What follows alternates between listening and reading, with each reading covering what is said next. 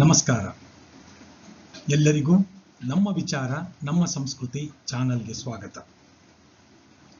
ಈ ಚಾನಲ್ಗೆ ನಮ್ಮ ವಿಚಾರ ನಮ್ಮ ಸಂಸ್ಕೃತಿ ಅಂತ ಹೆಸರು ಯಾಕಿಟ್ಟಿದ್ದೀವಿ? ಚಿಂತನೆಯಿಂದ ಚರಿತ್ರೆ, ಆಚರಣೆಯಿಂದ ಅಮರತೆ.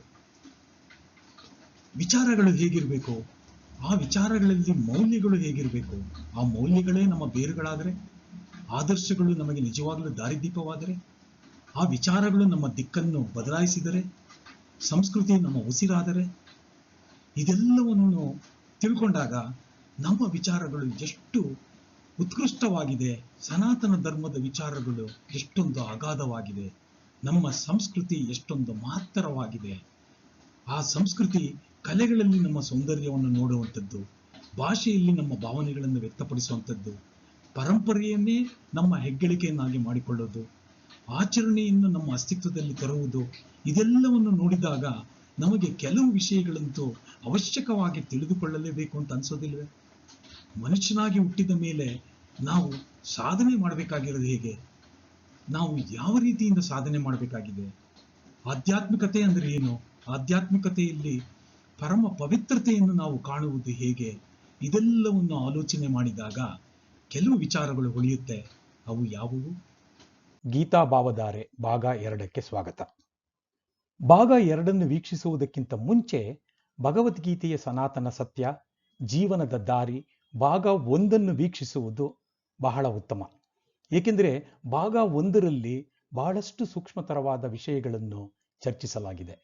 ಭಾಗ 1 ವೀಕ್ಷಿಸಿ ನಂತರ ಭಾಗ 2 ವೀಕ್ಷಿಸುವುದು ಬಹಳ ಉತ್ತಮವಾಗಿರುತ್ತದೆ ಎಂದು ನನ್ನ ಮನವಿ. ಬನ್ನಿ, ಭಾಗ 2ಕ್ಕೆ ಸ್ವಾಗತ.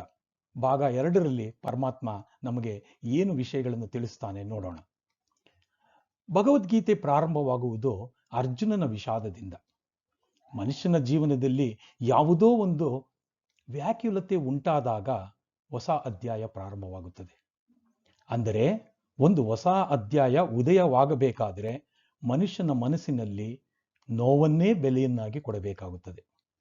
ಉದಾಹರಣೆಗೆ, ನಮಗೆ ವಾಲ್ಮೀಕಿ ವಿಷಾದದಿಂದ ರಾಮಾಯಣ ಹುಟ್ಟಿತು, ಬುದ್ಧನ ವಿಷಾದದಿಂದ ನಿರ್ವಾಣದ ಅರ್ಥ ಏನು ಎಂಬುದು ಗೊತ್ತಾಯಿತು, ಕೊನೆಗೆ ಅರ್ಜುನ ವಿಷಾದದಿಂದ ಲೋಕಕ್ಕೆ ಭಗವದ್ಗೀತೆಯೇ ಸಿಕ್ಕಿತು. ಈ ಪ್ರಪಂಚದಲ್ಲಿ ಸತ್ಯ ಮತ್ತು ಧರ್ಮ ನಿಲ್ಲಬೇಕು. ಯಾರು ಅದನ್ನು ಬೆಳವಣಿಗೆಗೆ ಆತಂಕ ಉಂಟು ಮಾಡುವವರೋ ಅವರು ಯಾರೇ ಆಗಿರಲಿ, ಗುರುಗಳೇ ಆಗಿರಲಿ, ಹಿರಿಯರೇ ಆಗಿರಲಿ, ಬಂಧುಗಳಾಗಿರಲಿ, ಬಾಂಧವರಾಗಿರಲಿ, ಎಲ್ಲರನ್ನೂ ಕಳೆಯಂತೆ ಬೇರು ಸಹಿತ ಕಿತ್ತು ಹಾಕಬೇಕು ಎನ್ನುವುದೇ ಶ್ರೀಕೃಷ್ಣ ಪರಮಾತ್ಮನ ಮೂಲ ಉದ್ದೇಶ. ಅದಕ್ಕಾಗಿಯೇ ಶ್ರೀಕೃಷ್ಣನ ಅವತಾರವಾಯಿತು. ವ್ಯಕ್ತಿ ಇದನ್ನು ತನ್ನ ಲಾಭ ಮತ್ತು ನಷ್ಟದ ದೃಷ್ಟಿಯಿಂದ ನೋಡಕೂಡದು. ಸಮಷ್ಟಿಯ ಹಿತದೃಷ್ಟದಿಂದ ಮಾತ್ರ ಇದನ್ನು ನೋಡಬೇಕು.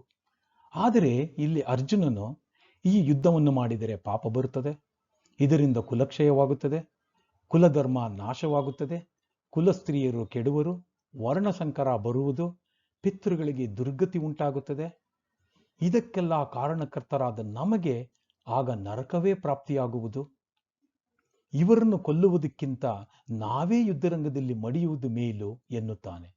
ಇದು ಅರ್ಜುನನ ಅಭಿಪ್ರಾಯ. ಆದರೆ ಭಗವಾನ್ ಕೃಷ್ಣ ಇದನ್ನು ನೋಡುವ ದೃಷ್ಟಿಯೇ ಬೇರೆ.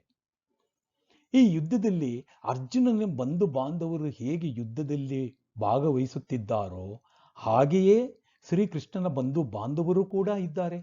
ಅವರೆಲ್ಲರೂ ಕೌರವರ ಕಡೆಯೂ ಇದ್ದಾರೆ, ಪಾಂಡವರ ಪಕ್ಷದಲ್ಲೂ ಇದ್ದಾರೆ. ಅವರೂ ಕೂಡ ಈ ಯುದ್ಧ ಮಾರಿಗೆ ಆಹುತಿಯಾಗುವವರೇ. ಆದರೆ ಶ್ರೀಕೃಷ್ಣನು ವ್ಯಕ್ತಿಯ ಸುಖ ದುಃಖ ದೃಷ್ಟಿಯಿಂದ ಇದನ್ನು ನೋಡುವುದಿಲ್ಲ. ಅದು ಧರ್ಮಕ್ಕೂ ಅಧರ್ಮಕ್ಕೂ ಇರುವ ಪ್ರಶ್ನೆಯಾಗಿದೆ. ಇಂತಹ ಸಂದಿಗ್ಧ ಪರಿಸ್ಥಿತಿಯಲ್ಲಿ ಕ್ಷತ್ರಿಯನ ಕರ್ತವ್ಯವೇನು? ಇದನ್ನು ಶ್ರೀಕೃಷ್ಣ ಬಹಳ ಸೊಗಸಾಗಿ ವಿವರಿಸುತ್ತಾನೆ. ಅರ್ಜುನ ಯುದ್ಧವನ್ನು ಮಾಡಲೇಬೇಕಾಗಿದೆ. ತನಗೆ ರಾಜ್ಯವೇ ಬೇಡ, ಆದರೂ ಯುದ್ಧವನ್ನು ಬಿಡುವುದಕ್ಕೆ ಆಗುವುದಿಲ್ಲ.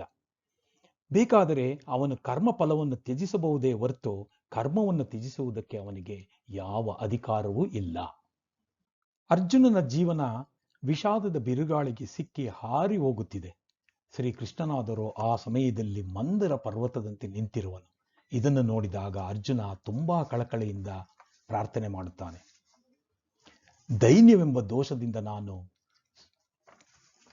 ಕುಂದಿದ ಸ್ವಭಾವದಿಂದ ಕೂಡಿದ್ದೇನೆ. ಧರ್ಮದ ವಿಷಯದಲ್ಲಿ ನನಗೆ ಗೊಂದಲ ಉಂಟಾಗಿದೆ. ವಿಷಾದತೆ ನನ್ನನ್ನು ಕಾಡುತ್ತಿದೆ. ಆದ್ದರಿಂದ ನಿನ್ನನ್ನು ಪ್ರಶ್ನೆ ಮಾಡುತ್ತಿದ್ದೇನೆ.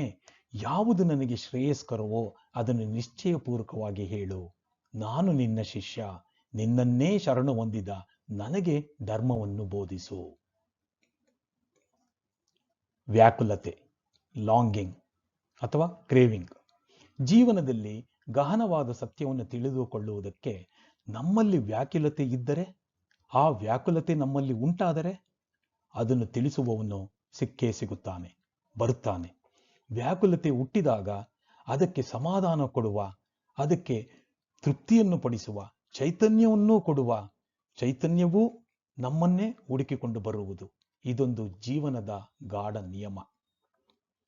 ಯೇಸು ಕ್ರಿಸ್ತನು ಕೇಳಿ ನಿಮಗದು ದೊರಕುವುದು ಎನ್ನುತ್ತಾನೆ.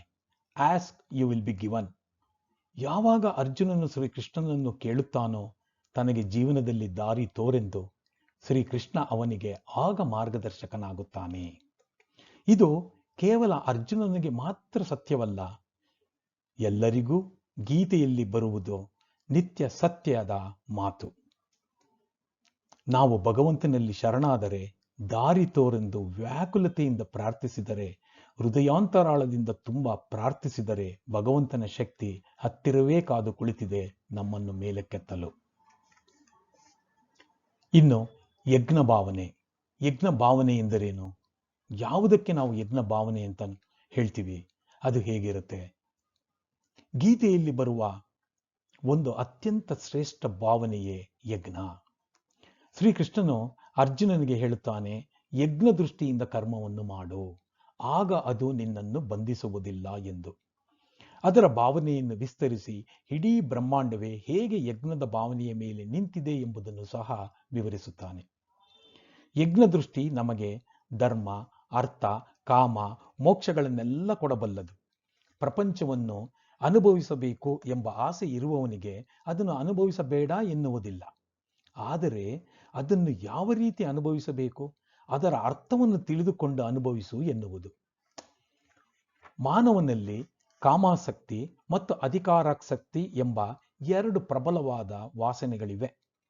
ಅದನ್ನು ನಿಗ್ರಹಿಸು ಎನ್ನುವ ಬದಲು ಅದನ್ನು ಅನುಭವಿಸುವ ದೃಷ್ಟಿಯನ್ನು ಬದಲಾಯಿಸು ಎನ್ನುವುದು ಯಜ್ಞದ ದೃಷ್ಟಿ.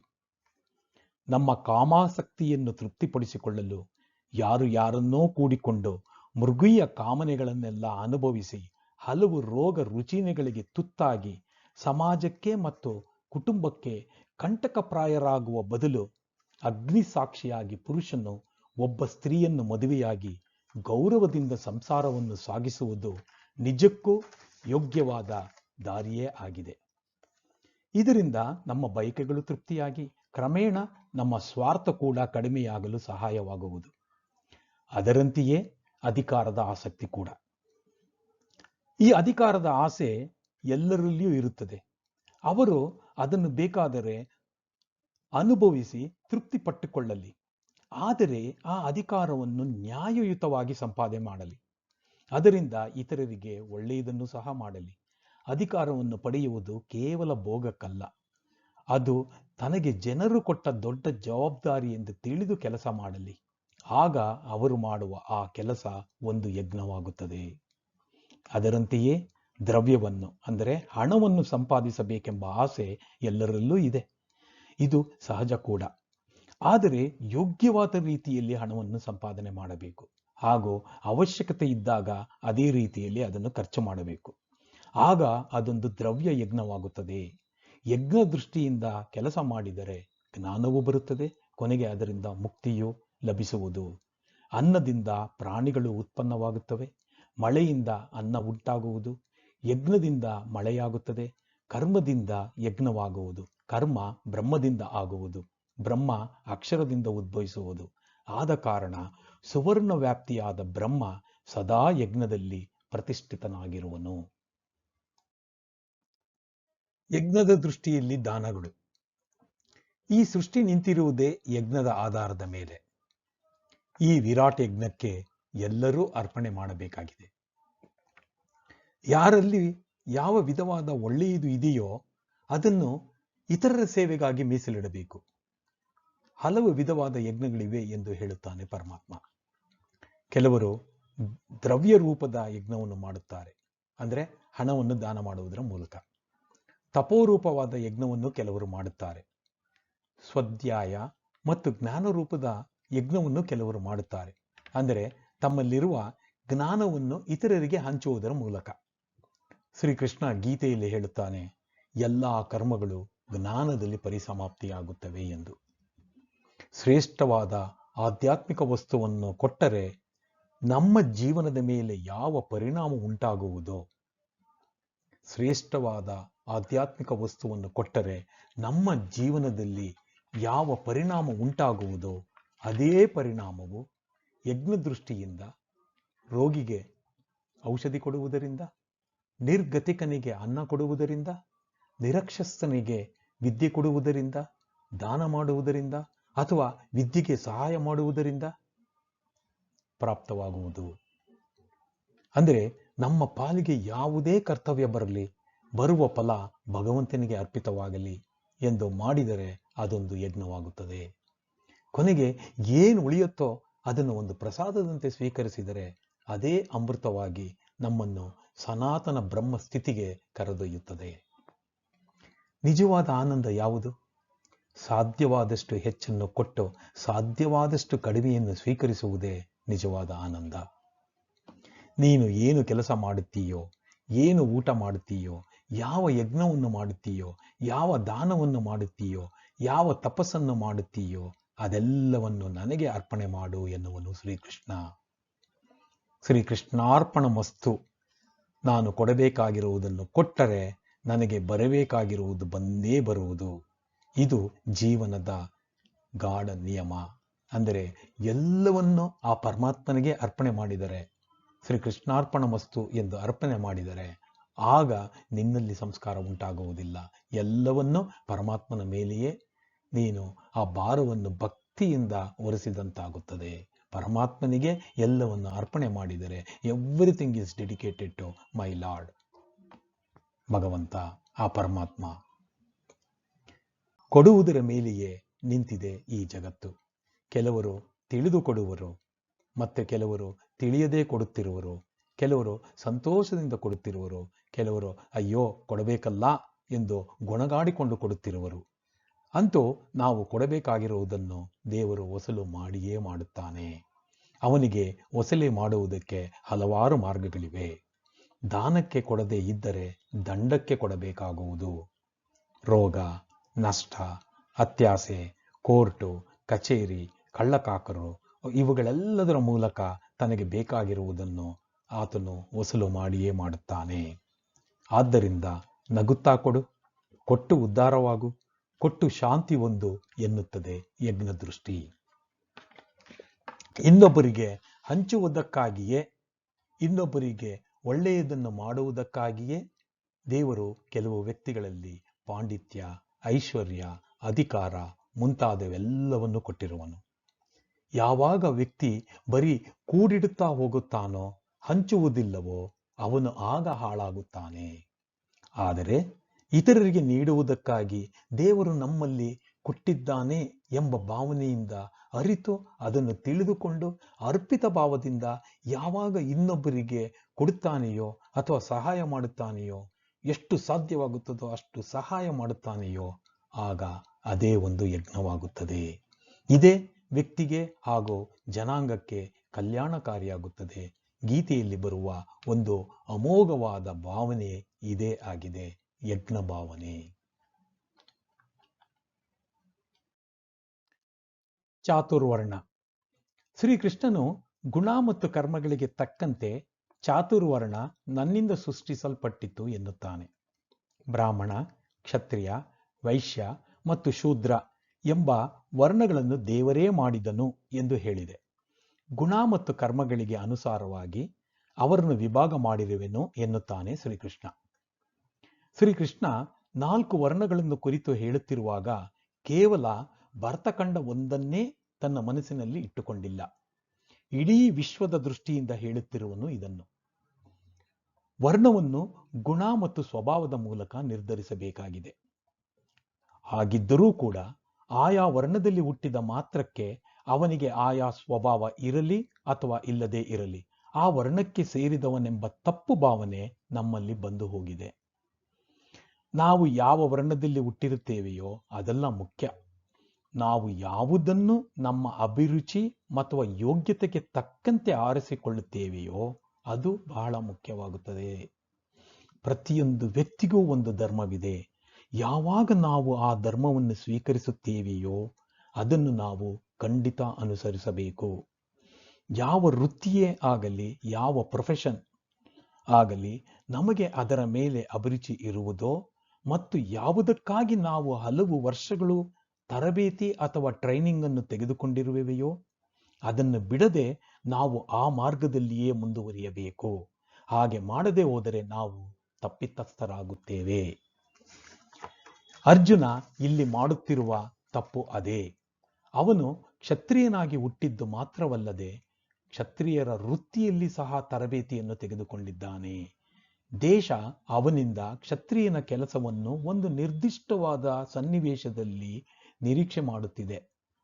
ಯಾವಾಗ ಅವನು ಆ ಕೆಲಸವನ್ನು ಮಾಡುವುದಿಲ್ಲವೋ ಆಗ ಅವನು ತಪ್ಪಿತಸ್ಥನಾಗುತ್ತಾನೆ. ಭರತಖಂಡದಲ್ಲಿ ನಾವು ಈಗ ಯಾವುದನ್ನು ಅವನು ಹುಟ್ಟಿದ ಜಾತಿಯ ದೃಷ್ಟಿಯಿಂದ ಅಳೆಯಬೇಕಾಗಿಲ್ಲ. ಏಕೆಂದರೆ ಯಾವ ಜಾತಿಯೂ ಶುದ್ಧವಾಗಿಲ್ಲ. ಎಲ್ಲರೂ ಬೇರೆ ಬೇರೆ ವೃತ್ತಿಗಳಿಗೆ ಕೈ ಹಾಕಿರುವರು. ಆದರೆ ನಾವು ಒಂದನ್ನು ಮಾತ್ರ ಇಲ್ಲಿ ಗಮನವಿಡಬೇಕು, ತಪ್ಪದೆ ಅನುಸರಿಸಬೇಕು. ನಾವು ಯಾವ ವೃತ್ತಿಯನ್ನು ತೆಗೆದುಕೊಂಡಿರುವೆವೋ ಅದಕ್ಕೆ ಒಂದು ಧರ್ಮವಿದೆ. ಆ ಧರ್ಮವನ್ನು ನಾವು ಅನುಸರಿಸಬೇಕು. ಹಾಗೆ ಅನುಸರಿಸುವಾಗ ಒಂದು ವೃತ್ತಿ ಮೇಲಲ್ಲ, ಮತ್ತೊಂದು ವೃತ್ತಿ ಕೀಳಲ್ಲ. ಒಂದರಷ್ಟೇ ಮತ್ತೊಂದು ವೃತ್ತಿ ಕೂಡ ಮುಖ್ಯ. ಸಮಷ್ಟಿಯ ದೃಷ್ಟಿಯಿಂದ ನೋಡಿದಾಗ ಒಂದರಷ್ಟೇ ಮತ್ತೊಂದು ಕೂಡ ಪವಿತ್ರವಾಗುತ್ತದೆ. ಬ್ರಹ್ಮ ದೃಷ್ಟಿಯಿಂದ ನೋಡಿದಾಗ ಬ್ರಹ್ಮನ ಬಾಯಿಯಿಂದ ಬ್ರಾಹ್ಮಣರು, ಭುಜದಿಂದ ಕ್ಷತ್ರಿಯರು, ತೊಡೆಯಿಂದ ವೈಶ್ಯರು, ಪಾದಗಳಿಂದ ಶೂದ್ರರು ಆಗಿರುವರು ಎಂದು ಪುರುಷ ಸೂಕ್ತದಲ್ಲಿ ಬರುತ್ತದೆ. ಆ ಬ್ರಹ್ಮನಲ್ಲಿಯೇ ಒಂದು ಕೀಳು ಮತ್ತೊಂದು ಮೇಲು ಎಂಬ ಭಾವನೆ ಹೇಗೆ ಇದ್ದೀತು? ಒಂದರಷ್ಟೇ ಮತ್ತೊಂದು ಪವಿತ್ರವಲ್ಲವೇ? ಉದಾಹರಣೆಗೆ, ಸಕ್ಕರೆಯಿಂದ ಮಾಡಿದ್ದ ಮನುಷ್ಯನ ಗೊಂಬೆಯಲ್ಲಿ ತಲೆಯನ್ನು ತಿನ್ನಲಿ, ತೋಳನ್ನು ತಿನ್ನಲಿ, ಕಾಲನ್ನು ತಿನ್ನಲಿ, ಎಲ್ಲವೂ ಸಿಹಿ ತಾನೆ. ಒಂದು ಹೆಚ್ಚು ಅಲ್ಲ, ಒಂದು ಕಡಿಮೆಯೂ ಅಲ್ಲ. ಆದ್ದರಿಂದ ಒಂದು ವರ್ಣ ಮೇಲು ಮತ್ತೊಂದು ವರ್ಣ ಕೀಳು ಎಂಬ ಭಾವನೆ ಹೋಗಬೇಕು. ಆಯಾ ವರ್ಣದವರು ಮುಕ್ತರಾಗುವಾಗ ಅಲ್ಲಿಂದಲೇ ನೇರವಾಗಿ ಮುಕ್ತರಾಗುತ್ತಾರೆ. ಅವರು ಬೇರೆ ವರ್ಣಕ್ಕೆ ಬಡ್ತಿ ಅಥವಾ ಪ್ರಮೋಷನ್ ತೆಗೆದುಕೊಂಡು ಮುಕ್ತರಾಗುವುದಿಲ್ಲ. ಇನ್ನು ಗೀತೆಯಲ್ಲಿ ಬರುವ ಯೋಗಗಳು. ಯೋಗ ಎಂದರೆ ಒಂದುಗೂಡಿಸುವುದು ಎಂದು ಅರ್ಥ.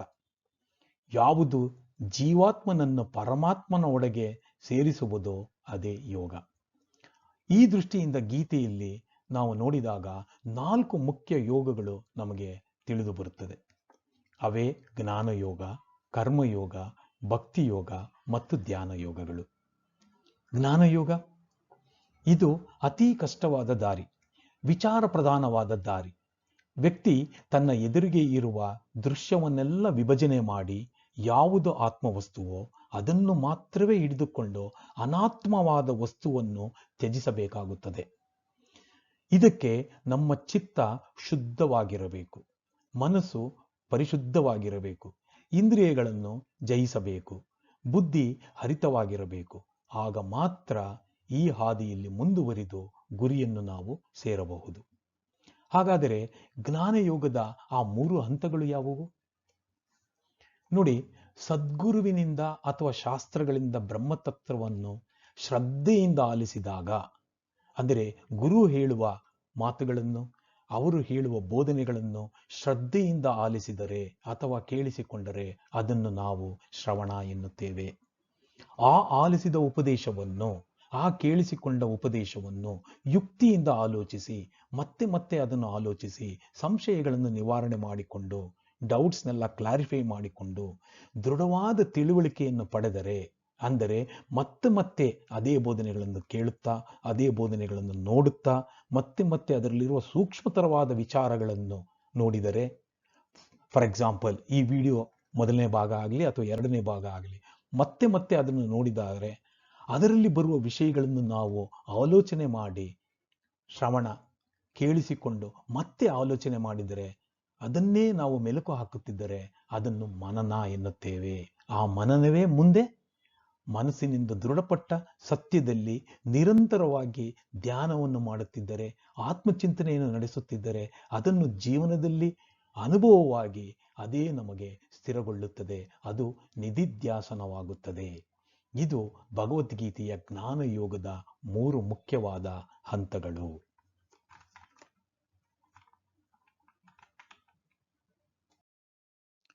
ಕರ್ಮಯೋಗ. ಮೊದಲು ನಾವು ಕರ್ಮಕ್ಕೂ ಕರ್ಮಯೋಗಕ್ಕೂ ಇರುವ ವ್ಯತ್ಯಾಸವನ್ನು ತಿಳಿದುಕೊಳ್ಳಬೇಕು. ಕರ್ಮ ಎಂದರೆ ಕೆಲಸ ಮಾಡುವುದು.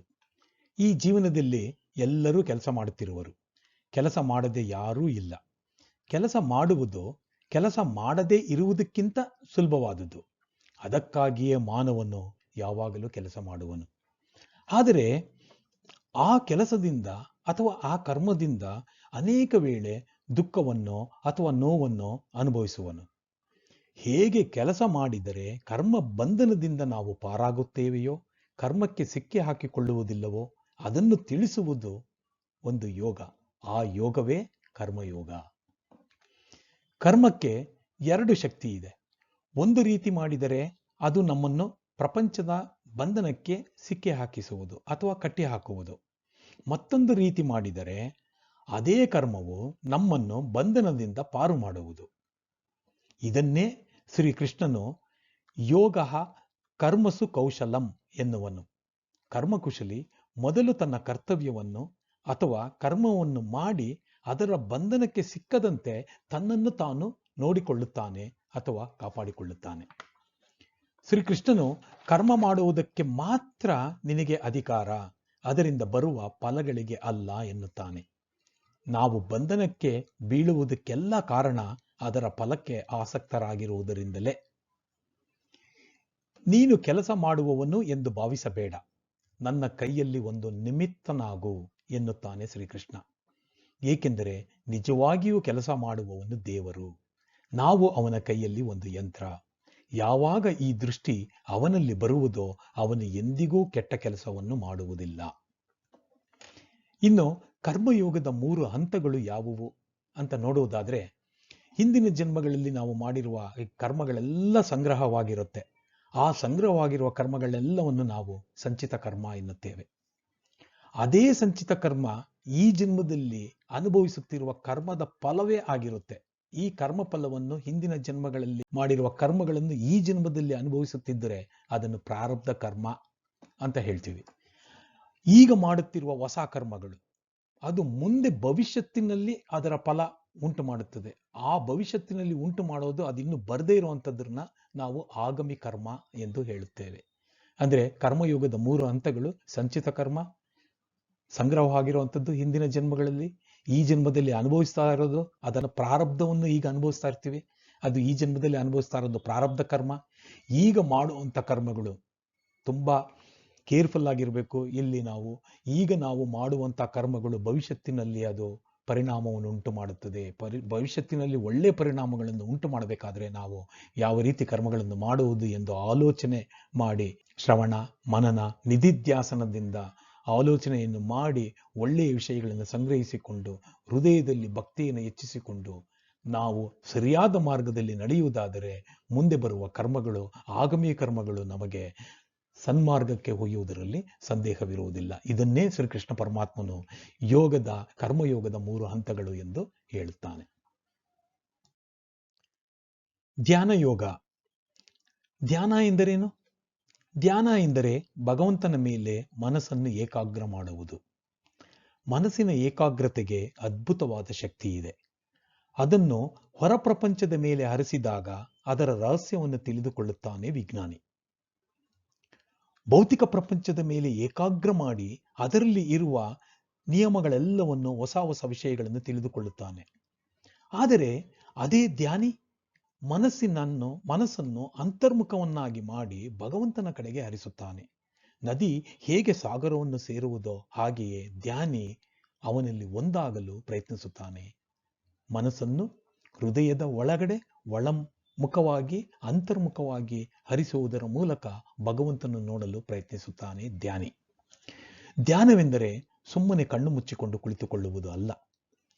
ಧ್ಯಾನ ಜೀವನಕ್ಕೆ ಒಂದು ಭದ್ರವಾದ ಶುದ್ಧ ಚಾರಿತ್ರ್ಯದ ತಳಹದಿ ಬೇಕು. ಅಂದರೆ ಸ್ಟ್ರಾಂಗ್ ಫೌಂಡೇಶನ್ ಇರಬೇಕು. ಆಗ ಮಾತ್ರ ಧ್ಯಾನ ಫಲಕಾರಿಯಾಗುವುದು, ಇಲ್ಲದೇ ಇದ್ದರೆ ಇಲ್ಲ. ಹಲವಾರು ಆಸೆ ಆಕಾಂಕ್ಷೆಗಳನ್ನು ಮನಸ್ಸಿನಲ್ಲಿ ತುಂಬಿಕೊಂಡು ಆ ಮನಸ್ಸಿನಲ್ಲಿ ಆಲೋಚನೆಗಳು ಏಳುತ್ತಿರುವಾಗ ಅವನು ಭಗವಂತನ ಕಡೆಗೆ ಮನಸ್ಸನ್ನು ಹೇಗೆ ಏಕಾಗ್ರ ಮಾಡಬಲ್ಲ? ಆದ ಕಾರಣವೇ ಮೊದಲು ಅವನು ದೇಹ, ಮನಸ್ಸು, ಬುದ್ಧಿ ಮತ್ತು ಇಂದ್ರಿಯಗಳನ್ನು ನಿಗ್ರಹಿಸಬೇಕು. ಹಾಗಾದರೆ ಧ್ಯಾನ ಮಾಡಲು ಸೂಕ್ತವಾದ ಸ್ಥಳಗಳು ಯಾವುವು? ಧ್ಯಾನ ಮಾಡುವುದಕ್ಕೆ ನಿರ್ಜನ ಪ್ರದೇಶ ಅವಶ್ಯಕ. ಇಲ್ಲದೇ ಇದ್ದರೆ ಹೊರ ಪ್ರಪಂಚದ ಗದ್ದಲ ಮತ್ತು ನೋಟಗಳು ಯೋಗಿಯ ಮನಸ್ಸನ್ನು ಪ್ರಾಪಂಚಿಕ ವಿಷಯಗಳ ಕಡೆಗೆ ಹರಿದುಕೊಂಡು ಹೋಗುತ್ತದೆ, ಎಳೆದುಕೊಂಡು ಹೋಗುತ್ತದೆ. ಅದರಿಂದ ನಿರ್ಜನ ಪ್ರದೇಶ ಬಹಳ ಮುಖ್ಯ. ಅವನು ಏಕಾಂಗಿಯಾಗಿರಬೇಕು. ಧ್ಯಾನ ಮಾಡುವುದಕ್ಕೆ ಅವನು ಕುಳಿತಾಗ ಏಕಾಂಗಿಯಾಗಿರಬೇಕು. ಯಾರ ಸಂಘವೂ ಇರಬಾರದು. ಏಕಾಂಗಿಯಾಗಿ ಕುಳಿತು ಧ್ಯಾನವನ್ನು ಮಾಡಬೇಕು. ಅವನು ಚಿತ್ತ ಮತ್ತು ಇಂದ್ರಿಯಗಳನ್ನು ನಿಗ್ರಹಿಸಿರಬೇಕು. ಆಶಾರಹಿತನಾಗಿರಬೇಕು. ಅಪರಿಗ್ರಹಿಯಾಗಿರಬೇಕು. ಯಾವಾಗಲೂ ಎಂದರೆ ಅವನು ಕುಳಿತುಕೊಂಡು ಧ್ಯಾನ ಮಾಡದೇ ಇರುವಾಗಲೂ ಸಹ ಮನಸ್ಸಿನ ಒಂದು ಭಾಗ ಭಗವಂತನನ್ನು ಕುರಿತು ಚಿಂತನೆ ಮಾಡುತ್ತಲೇ ಇರಬೇಕು. ಅವನು ಧ್ಯಾನಕ್ಕೆ ಕುಳಿತುಕೊಳ್ಳುವ ಸ್ಥಳ ಶುಭ್ರವಾಗಿರಬೇಕು, ಶುಚಿಯಾಗಿರಬೇಕು. ಕುಳಿತುಕೊಳ್ಳುವ ಜಾಗ ಸ್ಥಿರವಾಗಿರಬೇಕು. ಅದು ಅತಿ ಮೇಲೂ ಇರಬಾರದು ಅಥವಾ ಅತಿ ಕೆಳಗೂ ಇರಬಾರದು. ಕುಶ, ಚರ್ಮ, ಬಟ್ಟೆಯನ್ನು ಹಾಸಿ ಅದರ ಮೇಲೆ ಧ್ಯಾನಕ್ಕೆ ಕುಳಿತುಕೊಳ್ಳಬೇಕು. ಅವನು ಕುಳಿತುಕೊಳ್ಳುವ ಸ್ಥಳ, ಆ ಜಾಗ, ಅದು ಯಾವುದೇ ಜಾಗ ಆಗಿರಬಹುದು. ಸೂಕ್ತ ಸ್ಥಳಗಳಾಗಿರಬಹುದು. ಒಳಾಂಗಣ ಧ್ಯಾನ ಮಂದಿರವಾಗಿರಬಹುದು, ಹೊರಾಂಗಣದ ತೋಟ ಆಗಿರಬಹುದು, ಹೊರಾಂಗಣ ಪಾರ್ಕ್ ಆಗಿರಬಹುದು, ಅಥವಾ ಒಳಾಂಗಣದ ಮನೆ ಆಗಿರಬಹುದು. ಮನೆಯ ಯಾವುದೇ ಒಂದು ಕೊಠಡಿ ಆಗಿರಬೇಕು. ಅಂತೂ ನಿರ್ಜನವಾಗಿರಬೇಕು. ಯಾರು ಓಡಾಟ ಇರಬಾರದಲ್ಲಿ, ಏಕಾಂತಕ್ಕೆ ಭಗ್ನವನ್ನು ಉಂಟು ಮಾಡಬಾರದು. ಅಂತಹ ಸ್ಥಳದಲ್ಲಿ ಅವನು ಕುಳಿತುಕೊಂಡು ಧ್ಯಾನವನ್ನು ಮಾಡಬೇಕು. ಇನ್ನು ಧ್ಯಾನ ಮಾಡಬೇಕಾದರೆ ಏನಾದರೂ ನಿಯಮ ಇದೆಯಾ? ಹೇಗೆ ಧ್ಯಾನ ಮಾಡಿದರೆ ಉತ್ತಮ? ಧ್ಯಾನಕ್ಕೆ ಕುಳಿತುಕೊಳ್ಳುವಾಗ ಶರೀರ, ಶಿರಸ್ಸು ಮತ್ತು ಕತ್ತುಗಳು ನೇರವಾಗಿರಬೇಕು. ಬೆನ್ನಿನ ಮೂಳೆ ಅಥವಾ ತಲೆ ಬಾಗಿದ್ದರೆ ಕ್ರಮೇಣ ನಿದ್ರೆಗೆ ಹೋಗಬೇಕಾಗುತ್ತದೆ. ದಿಕ್ಕುಗಳನ್ನು ನೋಡದೆ ಪ್ರಶಾಂತಾತ್ಮನು, ನಿರ್ಭಯನೂ ಆಗಿ ನಿರತನಾಗಿ ಮನಸ್ಸನ್ನು ಸಂಯಮವಾಗಿ ಮಾಡಿ ಪರಮಾತ್ಮನಲ್ಲೇ ಚಿತ್ತವುಳ್ಳವನಾಗಿರಬೇಕು. ಯೋಗಿಯ ಜೀವನ ಮಿತಿಮೀರಿ ತಿನ್ನುವವನಿಗೂ ಅಲ್ಲ, ತಿನ್ನದೇ ಇರುವವನಿಗೂ ಅಲ್ಲ. ಆಹಾರ ವಿಷಯದಲ್ಲಿ ಮಿತವಾಗಿರಬೇಕು. ಆಗ ಮಾತ್ರ ಯೋಗ ದುಃಖ ನಾಶಕವಾಗುವುದು.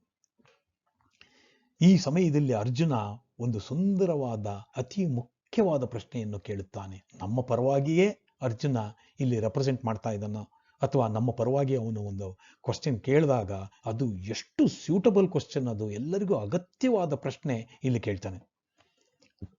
ಮನಸ್ಸು ಚಂಚಲವಾಗಿದೆ, ಕ್ಷೋಭೆಯನ್ನು ಉಂಟು ಮಾಡುತ್ತೆ, ಬಲವುಳ್ಳದ್ದು ಮತ್ತು ದೃಢವಾದದ್ದು.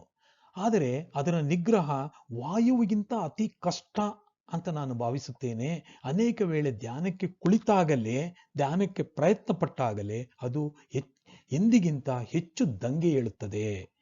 ಅದನ್ನು ಎಷ್ಟೇ ನಿಗ್ರಹಿಸುವುದಕ್ಕೆ ಪ್ರಯತ್ನ ಪಟ್ಟರೂ ನಮ್ಮ ಕೈಗೆ ಸಿಗುವುದೇ ಇಲ್ಲ. ಪ್ರಯತ್ನ ಮಾಡಿ ನಾವು ಸೋತು ಹೋಗುತ್ತೇವೆ. ಅಂತಹ ಸಮಯದಲ್ಲಿ ಏನು ಮಾಡಬೇಕು ಪರಮಾತ್ಮ? ಇದು ಅರ್ಜುನನ ಪ್ರಶ್ನೆ. ಶ್ರೀಕೃಷ್ಣ ಹೇಳುತ್ತಾನೆ, ಮನಸ್ಸನ್ನು ನಿಗ್ರಹಿಸುವುದು ಕಷ್ಟ, ಏಕೆಂದರೆ ಅದು ಚಂಚಲವಾದದ್ದು. ಅದು ಸತ್ಯ. ಆದರೆ ಆ ಮನಸ್ಸನ್ನು ಅಭ್ಯಾಸ ಮತ್ತು ವೈರಾಗ್ಯದಿಂದ ನಿಗ್ರಹಿಸಬಹುದು. Through practice and renunciation one can able to regulate the mind. ಇದು ಶ್ರೀಕೃಷ್ಣ ಹೇಳುವಂತ ಉತ್ತರ. ಹಾಗಾದರೆ ಅಭ್ಯಾಸ ಎಂದರೆ ಏನು? ಅಭ್ಯಾಸ ಎಂದರೆ ಮನಸ್ಸನ್ನು ನಿಗ್ರಹಿಸುವುದಕ್ಕೆ ಪದೇ ಪದೇ ಪ್ರಯತ್ನ ಮಾಡುತ್ತಲೇ ಇರುವುದು. ಪ್ರಯತ್ನವನ್ನು ಬಿಡದೆ ಪ್ರಯತ್ನ ಪಡುತ್ತಲೇ ಇರುವುದನ್ನು ನಿರಂತರವಾಗಿ ಅಭ್ಯಾಸ ಮಾಡುತ್ತಿದ್ದರೆ ಅದನ್ನು ಪ್ರಯತ್ನ ಅಥವಾ ಸಾಧನೆ, ಅದೇ ಅಭ್ಯಾಸ ಆಗುವುದು. ಒಂದೇ ಸಲಕ್ಕೆ ಅದು ಸಿದ್ಧಿಸುವುದಿಲ್ಲ. ಕೇಳಿದಿನಲ್ಲ ಮನಸ್ಸಿಗೆ ಕೊಟ್ಟು ಇದುವರೆಗೆ ಕೊಟ್ಟು ಅದನ್ನು ಮುದ್ದಿಸಿ ಒಂದು ಕಡೆ ಕೂಡಿಸಿಟ್ಟಿರುವೆವು. ಈಗ ಅದು ಕೇಳಿದ್ದನ್ನು ನಾವು ಕೊಡೋದಿಲ್ಲ ಅಂದರೆ ಮೊದಲು ಅದು ಹಠ ಮಾಡಿಯೇ ಮಾಡುವುದು. ಆದರೆ ಅದಕ್ಕೆ ನಾವು ಬಗ್ಗಕೂಡದು. ಬಂಡರಾಗಿ ಅದಕ್ಕೆ ವಿರೋಧವಾಗಿ ಹೋಗಬೇಕಾಗುತ್ತದೆ. ಮೊದಲು ಅದು ಗೊಣಗಾಡುತ್ತದೆ. ಆದರೆ ಯಾವಾಗ ನಾವು ಬಂಡರು ಎನ್ನುವುದು ಆ ಮನಸ್ಸಿಗೆ ತಿಳಿಯುತ್ತದೆಯೋ ಕೊನೆಗೆ ಅದು ಕ್ರಮೇಣ ಸುಮ್ಮನಾಗುತ್ತದೆ, ನಮ್ಮ ಮಾತನ್ನು ಅದು ಕೇಳುತ್ತದೆ. ಉದಾಹರಣೆ, ಕುದುರೆ ಮೇಲೆ ಕುಳಿತುಕೊಂಡು ಕುದುರೆ ಮೇಲೆ ಕುಳಿತುವವನು ಸವಾರನ್ನು ಅದನ್ನು ಪಳಗಿಸಬೇಕು ಅಂತಂದಾಗ ಮೊದಲು ಕುದುರೆ ಅವನ ಮಾತನ್ನು ಕೇಳುವುದಿಲ್ಲ. ಅವನನ್ನು ಎಷ್ಟು ಬೇಗ ಮೇಲಿನಿಂದ ಹಾಕಬೇಕು ಅಂತಾನೆ ನೋಡ್ತಾ ಇರುತ್ತೆ ಆ ಕುದುರೆ. ಆದರೆ ಆ ಕುದುರೆಯ ಸವಾರ ಅದರ ಮೇಲೆ ಕುಳಿತು ಅದಕ್ಕೆ ಜಗ್ಗದೆ ಆ ಕಡಿವಾಣವನ್ನು ಬಲವಾಗಿ ಹಿಡಿದುಕೊಂಡು ಹಾಗೆಯೇ ಕುಳಿತುಕೊಂಡೇ ಇದ್ದರೆ ಕೊನೆಗೆ ಕ್ರಮೇಣ ಆ ಕುದುರೆಯೇ ಸೋತು ಅವನು ಹೇಳಿದ ಹಾಗೆ ಕೇಳುತ್ತದೆ. ಅದೇ ರೀತಿ ನಮ್ಮ ಮನಸ್ಸು ಸಹ. ಅರ್ಜುನ ಮತ್ತೊಂದು ಸುಂದರವಾದ ಪ್ರಶ್ನೆಯನ್ನು, ಅಗತ್ಯವಾದ ಪ್ರಶ್ನೆಯನ್ನು ಕೇಳುತ್ತಾನೆ. ದೇವರ ಕಡೆಗೆ ಹೋಗಬೇಕು ಎಂದು ನಾವು ನಿರ್ಧಾರ ಮಾಡಿ ಈಹ ಪಾರ ಸುಖಗಳೆಲ್ಲವನ್ನು ತ್ಯಾಗ ಮಾಡಿ ನಾವು ಸಾಧನೆ ಮಾಡ್ತಾ ಇರ್ತೇವೆ. ಆದರೆ ಹೋರಾಟದ ಮಧ್ಯದಲ್ಲಿರುವಾಗಲೇ ಸಾವು ಅಥವಾ ಮೃತ್ಯು ಬರುತ್ತದೆ. ಆಗ ನಮ್ಮ ಗತಿ ಏನಾಗುತ್ತದೆ? ತ್ರಿಶಂಕುವಿನ ಸ್ಥಿತಿ ಆಗುತ್ತದೆಯೋ ಏನೋ. ಈ ಕಡೆ ಇಹವನ್ನು ಬಿಟ್ಟಿದ್ದಾಯ್ತು, ಆ ಕಡೆ ಪರಲೋಕವನ್ನು ಸೇರುವುದಕ್ಕೆ ಆಗಲಿಲ್ಲ. ಮಧ್ಯದಲ್ಲೇ ನಿಂತ ನಮ್ಮ ಸ್ಥಿತಿ ವಿಫಲವಾಗುತ್ತದೆಯೇ ಅಥವಾ ತ್ರಿಶಂಕುವಿನ ಸ್ಥಿತಿ ಆಗುತ್ತದೆಯೇ? ಇದು ಅರ್ಜುನನ ಪ್ರಶ್ನೆ. ಶ್ರೀಕೃಷ್ಣ ನಮಗೆಲ್ಲ ಇಲ್ಲಿ ಭರವಸೆಯನ್ನು ತರುವಂತಹ ಒಂದು ಉತ್ತಮವಾದ ಸೊಗಸಾದ ಉತ್ತರವನ್ನು ಕೊಡುತ್ತಾನೆ. ಅರ್ಜುನ, ಯೋಗ ಭ್ರಷ್ಟನಿಗೆ ಈ ಲೋಕದಲ್ಲಿ ನಾಶವಿಲ್ಲ. ಯೋಗ ಭ್ರಷ್ಟ ಎಂದರೆ ಕೃಷ್ಣನ ಪ್ರಕಾರ ಸಾಧನೆಯನ್ನು ಮಾಡ್ತಾ ಪೂರ್ತಿ ಸಾಧನೆಯನ್ನು ಮಾಡೋದಕ್ಕೆ ಸಾಧ್ಯವಾಗದೆ ಇರುವವನಿಗೆ ಯೋಗ ಭ್ರಷ್ಟ ಎಂದು ಕರೆಯುತ್ತಾರೆ. ಅಂತಹ ಯೋಗ ಭ್ರಷ್ಟನಿಗೆ ಈ ಲೋಕದಲ್ಲಿ ನಾಶವಿಲ್ಲ, ಪರಲೋಕದಲ್ಲಿಯೂ ನಾಶವಿಲ್ಲ. ಕಲ್ಯಾಣ ಕಾರ್ಯಗಳನ್ನು ಮಾಡುವ ಯಾವೊಬ್ಬ ವ್ಯಕ್ತಿಗೂ ದುರ್ಗತಿ ಹೊಂದುವುದಿಲ್ಲ.